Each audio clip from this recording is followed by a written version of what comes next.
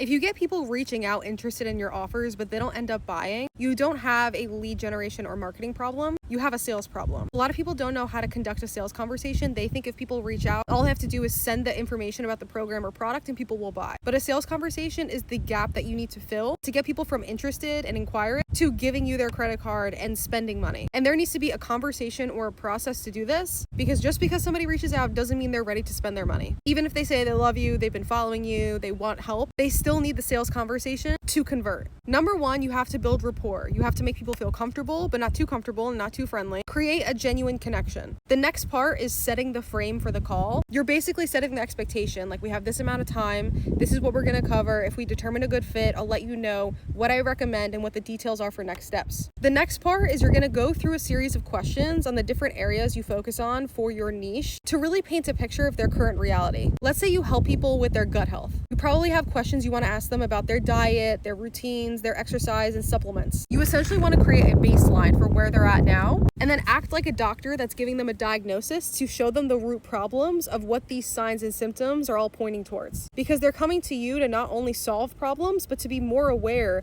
of what they don't know, because if they knew what they didn't know to get to their goal, they wouldn't need you. So as you get that information, you will use that to point to certain root problems. Like, oh, I see you said you eat this, this, and this. We actually see this causes more inflammation. And so the root problem here isn't that you need to do this, but you have to do this instead, and this is what we focus on. So as you go through and you help them diagnose, you could even throw in some client results that really fit them and their background and what they want to achieve, asking if they agree along the way, and if it makes sense to them to build the ladder of micro commitments, which is basically little yeses along the way to have them be along the path with you and keep them from not ghosting and feel invested. The other point is make sure you always ask questions. So don't leave a voice note or a message or a point of conversation without you ending with a question. Then you want to ask them about what their goals are. What do they want to see in 3 months, 6 months, a year, however long you usually work with people. Then you're going to take everything from their current reality versus where they want to go, and you're going to give an overview. So we've talked about this, this, this, and this. If you want to actually get from here to here,